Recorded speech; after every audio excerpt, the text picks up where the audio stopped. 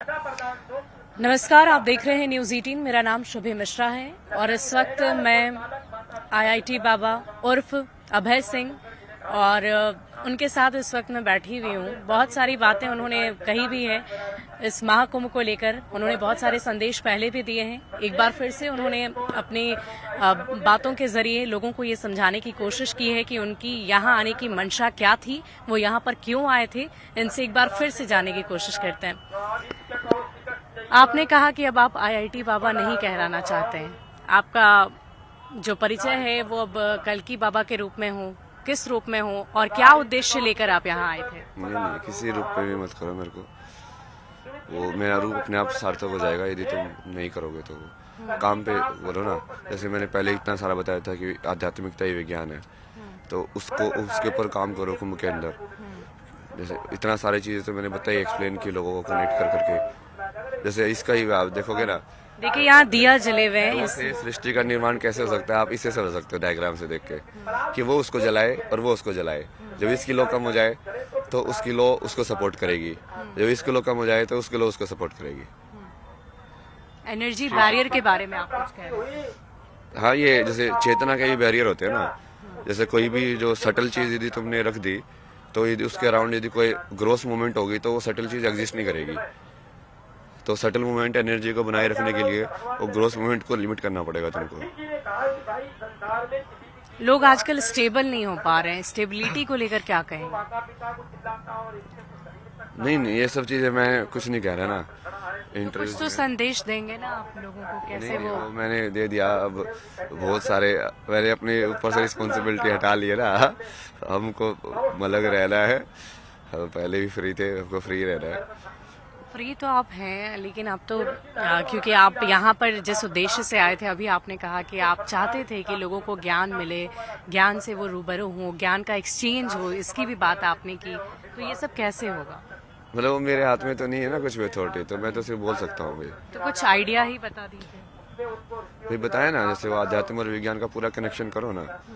Science का fundamentals में जाओ और उसको देखो कि मैथमेटिक्स के जो एग्जाम्स हैं वो जो पहले जो लिखे हैं ऋषियों ने, उनके फॉर्मुलेशन से कैसे सिमिलर है, वो सब का पूरा प्रॉपर डिस्कशन करके उसका एंड कर लो ना महाकुंभ में।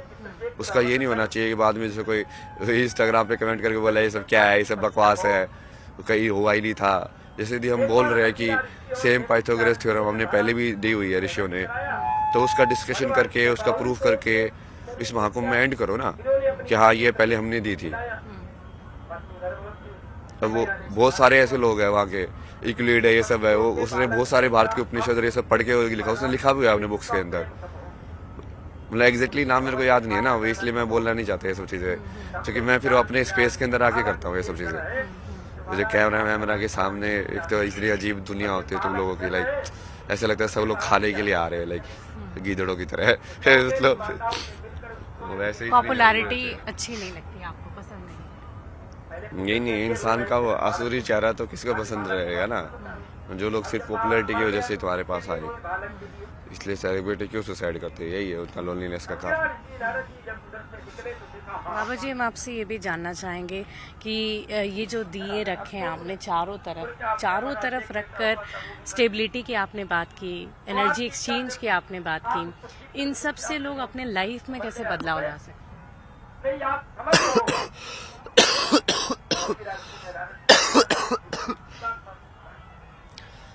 मेरे से ये सब सवाल क्यों पूछ रहे हो? मतलब वही ना, इसका जवाब तो बता दिया ना मैंने। ये सब मेरे से मत पूछो, ये सब उन लोगों से पूछो जिन लोगों के पास अथॉरिटी लेके जो बोल रहे हैं कि हम शंकराचार्य हैं। उन लोगों से पूछो ना कि यदि भारत सनातन धर्म में सबके जवाब है तो कहाँ है? अब मुझे तो तुम नोबडी भी नहीं बना रहे हो, कुछ भी नहीं बना रहे हो, तो मैं तो बोल दिया ना कि मैं तो नोबडी हूँ। अभी आपने देखा होगा बहुत सारे यहाँ पर साधु संत पहुंचे हुए हैं, सबके पास मिलने के लिए लोग जा रहे हैं, सबका आशीर्वाद लेना चाह रहे हैं, भीड़ बहुत ज़्यादा है, लेकिन वहाँ पर भी वो स्टारडम वाली चीज़ आ जाती है। कुछ लोगों को मिलने दिया जाता है, कुछ लोगों को नहीं मिलने दिया जाता है। वो फिल्टरिंग तो एक टाइम के बाद करनी पड़ती है। लाइक आपसे मान लो 1000 लोग मिलने आ रहे हो तो आप कैसे मिलोगे? अब वो किस बेसिस पे कर रहे हो वो थोड़ा अजीब है। मतलब मैं इसलिए तो उस चीज़ में पढ़ना नहीं चाहता मैं, क्योंकि मुझे भी वही करना पड़ रहा है। मैं यार मैं तो इंस्टिंक्ट में जीने वाला इंसान हूँ।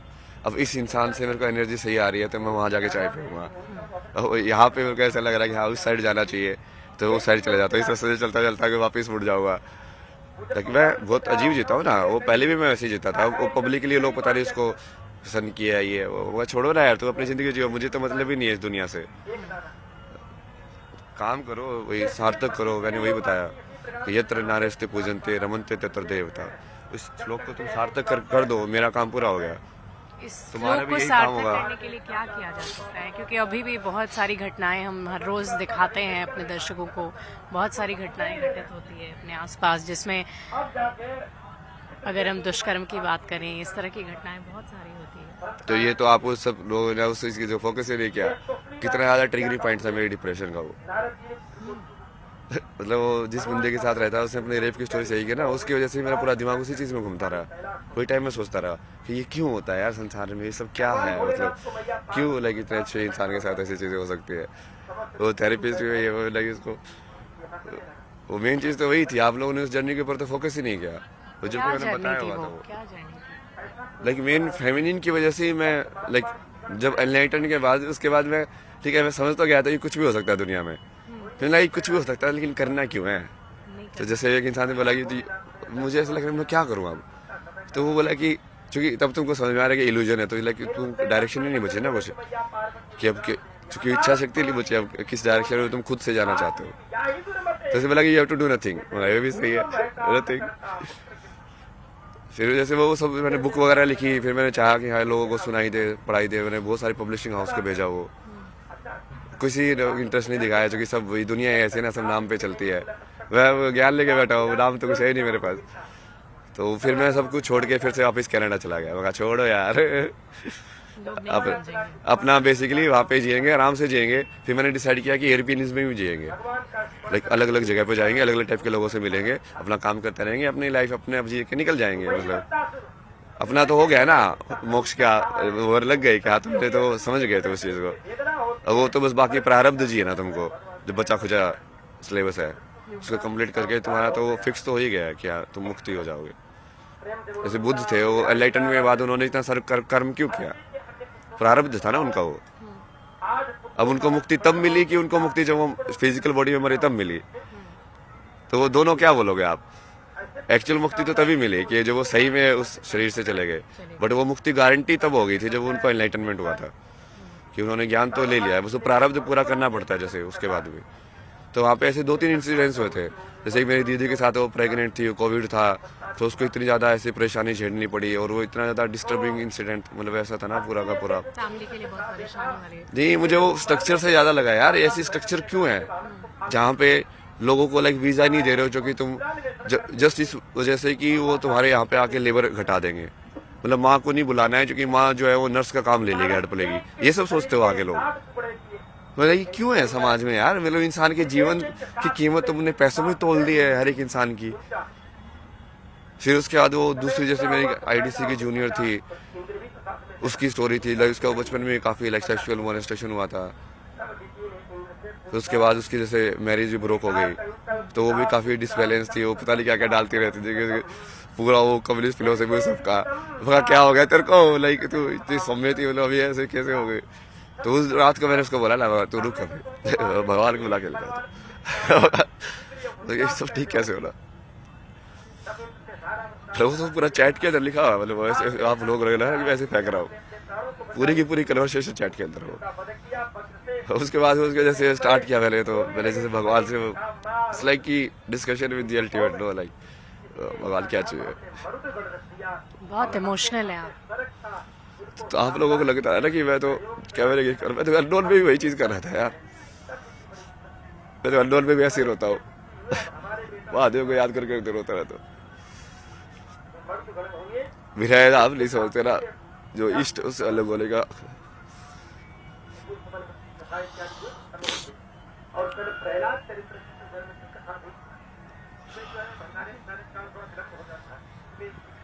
तो वहाँ पे कनाडा में उस टाइम पे भी जब उसके बाद वो पूरी अलग जर्नी शुरू हो गई ना, मैंने खुद को महादेव को दे दिया नाम का, मैं अपने आप को लगा रहा हूँ ना। ये 2-3 घटनाओं की वजह से ऐसा। हम लोग वो जैसे वो सीरीज ऑफ मेरी मदर का जैसे भी डोमेस्टिक वायलेंस में जैसे पिताजी बहुत पढ़ाई करते थे, तो मेरे को इतना ज्यादा फीमेल ट्रॉमा था ना दुनिया का, लाइक पूरा का पूरा तो लगे वो कर्म मेरे को पूरा करना ही पड़ा कि इसको ठीक कैसे करे भाई।